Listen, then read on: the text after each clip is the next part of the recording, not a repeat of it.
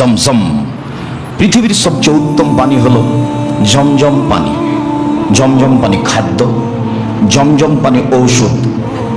এ কথা মুহাম্মদ সাল্লাল্লাহু আলাইহি ওয়াসাল্লাম বলেন, হাদিস বুখারী মুসলিম।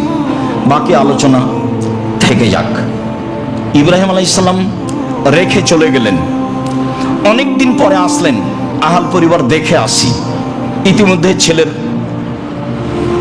ছেলে বড় হয়ে গেছে, একটু দৌড়াতে পারে। ফালাম্মা বালাগা মাহু সায়, যখন বাচ্চা দৌড়াতে পারে, খুব সুন্দর চেহারা, ঢকঢক ঝকঝকে টকটকে ছেলে, 5-7 বছর বয়স হতে পারে। এসে বাচ্চাকে দেখে বলছেন, বোনাইয়া, ও আমার আদরের ছেলে, ইন্নি আরাফিল মানামে আন্নি আদবাহ কাফাংজুর মা জাতারা। বৎস, আব্বু আমি স্বপ্নে দেখছি তোমাকে কুরবানি করছি, তোমার মতামত কি? ছেলে বলছে, তার মানে বুঝ হয়েছে। ছেলে বলছে, ইয়া বাতিফাল মা তুমারু সাতাজাদুনি ইনশাআল্লাহু মিনাস সাবিরিন।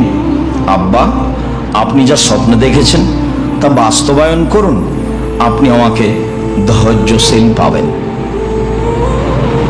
ছেলেরা হাত পা বাঁধা হলো, চোখে পটি লাগানো হলো, এগুলো সব অহেতুক মিথ্যা কথা, মিথ্যা তাফসীর।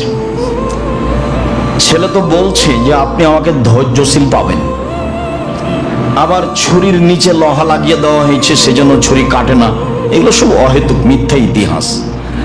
আল্লাহ ছুরিকে বলে দিয়েছেন তুমি কাটবা না, তোমার কাটার ক্ষমতা বন্ধ। বাস, জড় বস্তু আল্লাহর আদেশ মানে। কেন, কয়েকদিন আগেই তো ইব্রাহিম আলাইহিস সালামকে আগুনে ফেলা হয়েছিল, তখন আল্লাহ বললেন আগুন শীতল হয়ে যাও, তো বাস আগুন শীতল হয়ে গেল। আগুন আল্লাহর আদেশ মানে।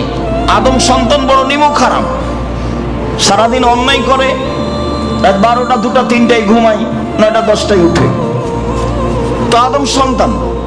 এতে জড় বস্তু, জড় বস্তু আল্লাহর কথা মানে। কারণ অনেক ঘটনা আপনাদের জানা আছে।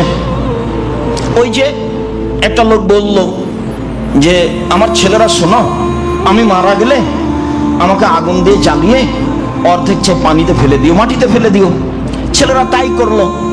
তখন আল্লাহ বললেন, এই ছাই পানির মাটির জমা হও, মানুষ হয়ে যাও। হলো। আচ্ছা, তুমি তোমার ছেলেদের এভাবে আদেশ করলে কেন? আপনার ভয়ে করেছি, আপনি ভালো জানেন। এই দেখেন পানি কথা শোনে, এই দেখেন মাটি কথা শোনে, ছাই জমা করে দিল। তো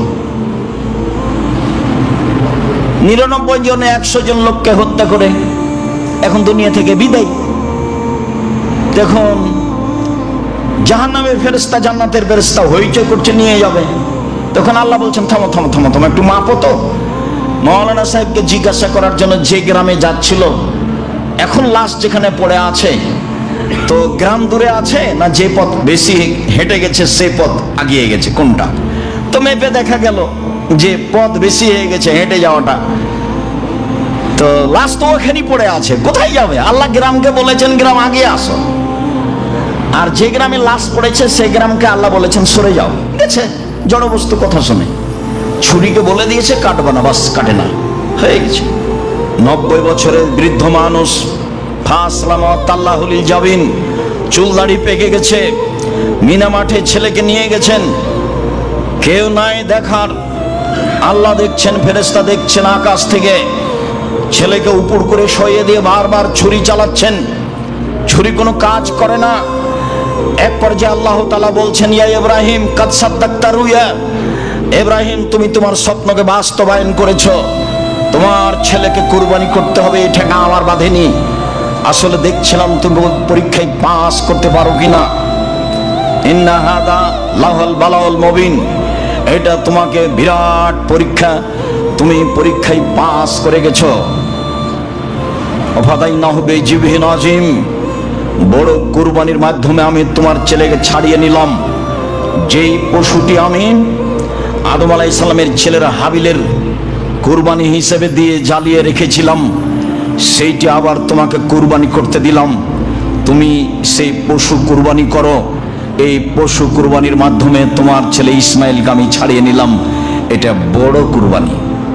আল্লাহ তাআলা বলছেন বিজিবহিন আযীম, বড় কুরবানি দিয়ে আমি তোমার ছেলেকে ছাড়িয়ে নিলাম। বড় কুরবানি মানে অনেক বড় নেকির কাজ। ছেলে কুরবানি দিতে হবে না, সুন্দর পশু দেখে কোরবানি দিবেন, বাস বড় নেকি হবে। মানুষের পাল্লাই পড়ে হুজুরের বক্তব্যের চোটে পরিবর্তন হয়েন না, চলেন এবার কাছাকাছি আস।